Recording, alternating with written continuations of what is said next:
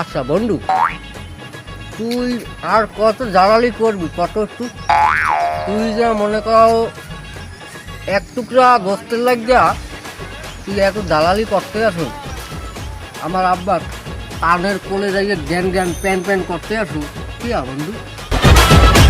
কিরে বন্ধু, বুঝলাম না ব্যাপারটা কি। জ্ঞান জ্ঞান আর প্যান প্যান করলাম তোমার বাবার কাছে আমি? হ্যাঁ সাহস, তোরা ভুলে যা, একটা কথা কইলে ভুলে যাও, দেখতে আসি আমি বিষয়টা। তুমি কইছো না যে ওরে বিয়ে দাও, ওরে হওয়াই দাও, তুমি ভুলে গেছো, তুমি বিয়ে পাচ্ছ, তুমি এখন অশান্তিতে ভোগ আসো, আমারও এই অশান্তিতে ভোগাবা।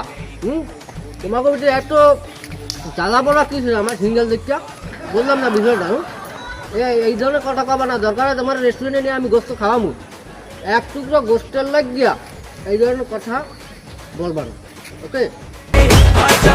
ওরে বন্ধু, আমি আর কিয়ামতের আগে তোর বিয়ের কথা কম না, তুই কাইলি আমার এই স্টুনি লই যা। রেস্টুরেন্ট হ্যাঁ তুই এখন যাও।